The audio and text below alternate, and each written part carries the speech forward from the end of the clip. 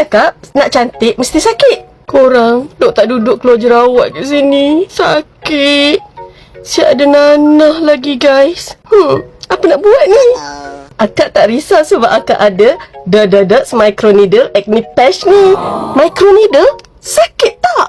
Jangan risau. Microneedle ni tak menyakitkan. Pakai saja microneedle ni, letak dekat jerawat buta korang atau jerawat yang dah nak masak ni selama 8 jam. Nanti korang tengok kesan dia.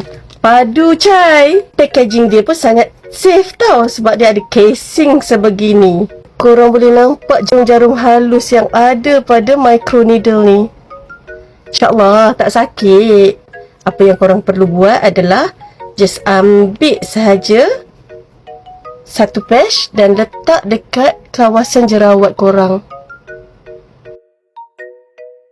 Dah siap. Biarkan selama 8 jam.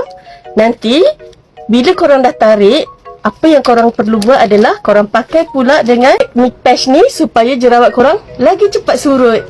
So, apa tunggu lagi? Go and get it now guys. Benda best Akak wajib kongsi.